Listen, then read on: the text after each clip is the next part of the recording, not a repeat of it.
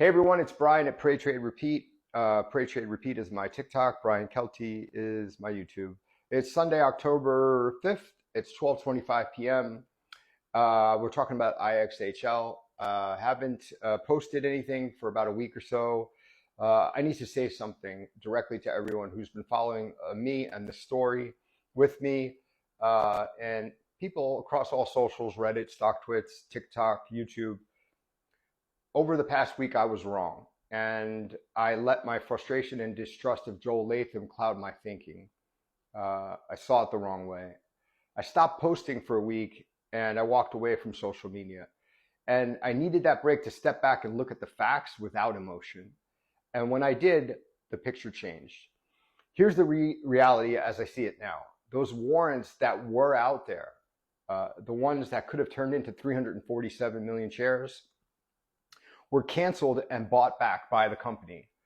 They didn't raise a single dollar from them, zero. That means instead of flooding the market with new dilution tied to those warrants, we now only have 347 million shares outstanding, coincidentally or ironically. And we also have now $73 million raised as of the end of the fiscal year, June 30th. There's most likely much more raised, and most likely the at the market is complete for 100 million. So we probably have more like 120 million, 140 million in cash. And that 73 million only covers the fiscal year up to June 30th. It's entirely possible the company has significantly more cash now than what's reported. At first, I saw the cancellation and assumed it was another shady move, but when you zoom out, it's actually one of the smartest, most strategic decisions they could have possibly made, okay? It resets the entire capital structure of the company. It removes a huge overhang that traders and shorts were using as a weapon against the stock. It positioned IXHL with real funding power and room to maneuver because they still have authorization for about 800 million total shares on that shelf registration. In my math, I think they have about 450 million shares left that they can use, but they have to file it. There has to be an SEC file, so don't get freaked out or scared. Which means roughly 450 million more shares that they could issue if they need to. That's dry powder for acquisitions, uplisting requirements, partnerships, or expansion. All things that build long-term value. I don't like admitting I misjudged someone.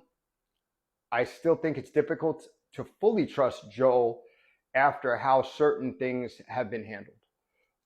But I also give credit where credit's due.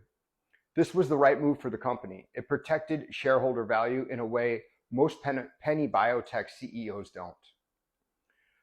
It strengthened the balance sheet, it killed major dilution threat, and it made IXHL's path forward far more compelling than I thought a week ago.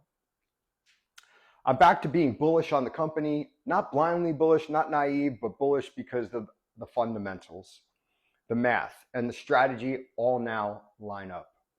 The company has a pipeline with massive potential, more cash than people realize, and a share structure that just got cleaner. I'm owning my mistake publicly because I want to stay grounded in the truth and not emotion. And even the truth is this move changed the game. Because Joel bought back those warrants that were inevitable. So the 347 million outstanding shares that we have right now were inevitable. They were coming. But he did it strategically in a way that we now have a minimum of $73 million reported at the end of the fiscal year by the looks of the 10K that came out on September 29th. In my opinion, I'm pretty sure that they completed the $100 million at the market. And for the next 3 months, outside of the end of that fiscal year, they completed the 100 million at the market and raised millions more dollars. I'm now convinced that Joel must be stuck in some kind of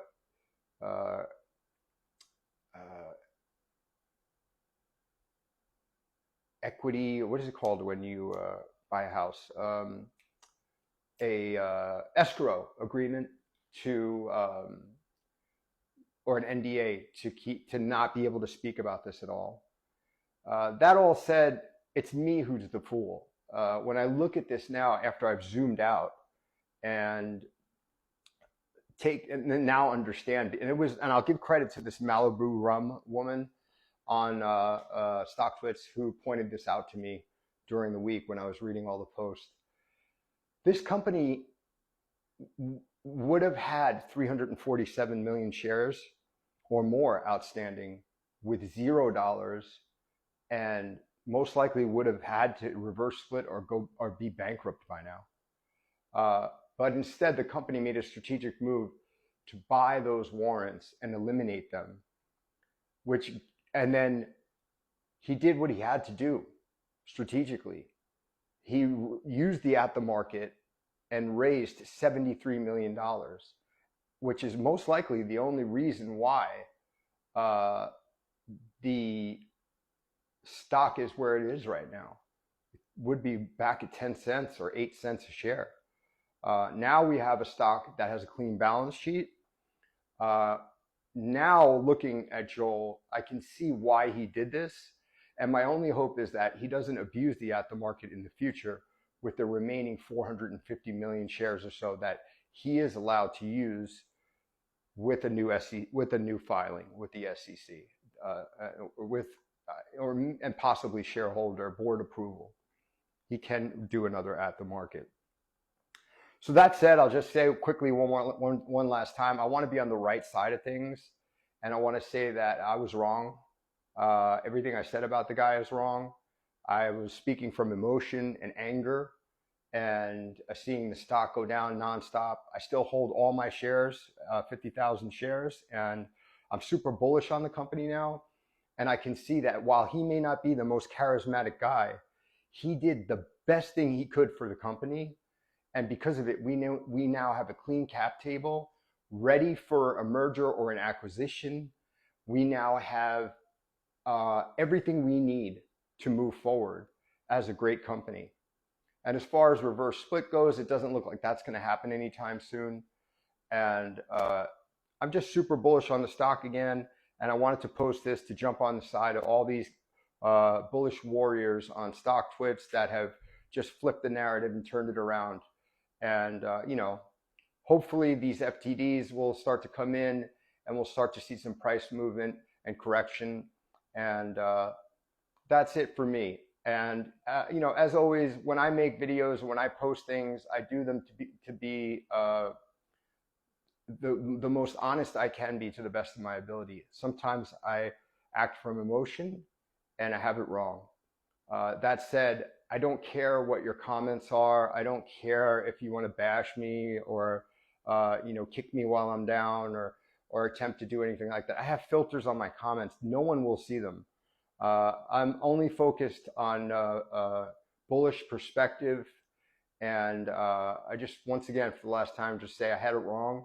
I apologize for my emotional behavior and outburst over the last week. And I'm very bullish and on this stock. And hey, if Joel Latham is watching, I apologize to you, Joel. You had our best interest the entire time. Thanks.